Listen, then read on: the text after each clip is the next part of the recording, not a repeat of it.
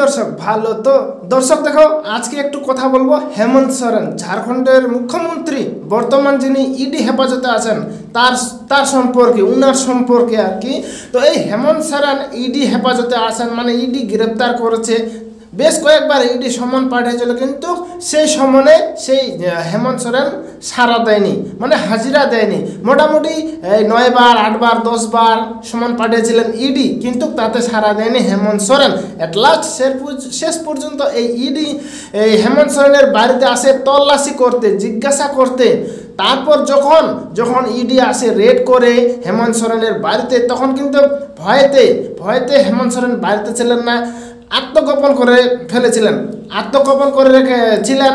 আর তখনই ইডি মানে এলাও করে দিয়েছিল যে এই হেমন্ত সোরেনের বিরুদ্ধে দুর্নীতি হয়েছে, দুর্নীতি করেছে হেমন্ত সোরেন, তাকে অ্যারেস্ট করলাম আর কি, গ্রেপ্তার করলাম। সেই কথা শুনে হেমন্ত সোরেন তো আরও লুকিয়ে আছেন, লুকিয়ে নাই, এখন ইডির হেফাজতে আছেন। ইডি অ্যারেস্ট করেছে, স্যালেন্ডার করেছে অ্যাট লাস্ট শেষ পর্যন্ত। তো এই যে স্যালেন্ডার করেছেন, তো এখন ইডি হেফাজতে আছে। এইবার ইডি হেফাজতের থাকা সত্ত্বেও এই হেমন্ত সোরেন বলছেন নাকি যে আমার বিরুদ্ধে যদি দুর্নীতি প্রমাণ হয়, কেলেঙ্কারি যদি প্রমাণ হয়, তাহলে আমি রাজনীতি ছেড়ে দেব। আর রাজনীতি তো ছেড়ে দিতে হবে, তোমাকে এমনিই ছাড়তে হবে রাজনীতি। যদি তোমার বিরুদ্ধে দুর্নীতি প্রমাণ হয়, কেলেঙ্কারি প্রমাণিত হয়, তাহলে তোমাকে তো এমনি রাজনীতি ছাড়তে হবে। তোমাকে আবার আলাদা করে কি বলার দরকার? ওটা তোমাকে বলতে হবে না আলাদা করে। জনগণ বুঝে নিয়েছে যে তুমি দুর্নীতি করেছ, হ্যাঁ, তার জন্য তোমার বিরুদ্ধে ইডি রেড হয়েছে, ইডি অ্যারেস্ট করেছে, এবং কি অ্যাট লাস্ট প্রমাণিত হয়েছে। তো এটা বলার দরকার নেই, জনগণ বুঝে গেছে অলরেডি, তোমাকে এই রাজনীতি থেকে সরিয়ে দেবে।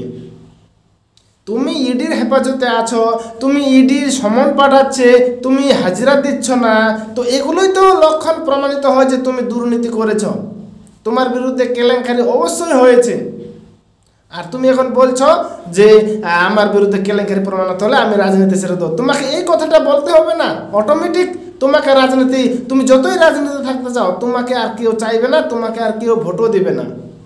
রাজনীতি ছেড়ে দেবো, রাজনীতি তোমাকে ছাড়তে হবে, না বললেও তোমাকে রাজনীতি ছাড়তে হবে।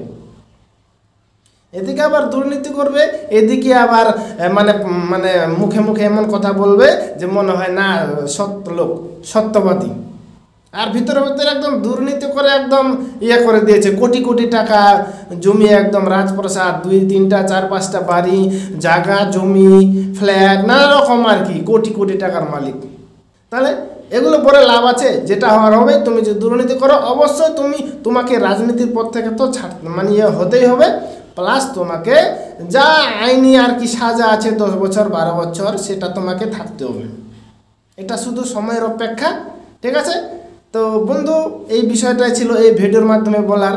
হেমন্ত সোরেনের যে এই যুক্তিটা যে আমার যদি কেলেঙ্কারি প্রমাণিত হয় তাহলে আমি রাজনীতি ছেড়ে দেবো, এই যে কথাটা বলেছেন, এই কথাটা বলা কি ঠিক হয়েছে? আর হেমন্ত সোরেন দুর্নীতি করেছে কি না, আপনার কি মনে হয় কমেন্টে অবশ্যই জানাবেন, ঠিক আছে? তো দেখাচ্ছে পরে ভিডিওতে, ততক্ষণে ভালো থাকুন, সুস্থ থাকবেন, বাই।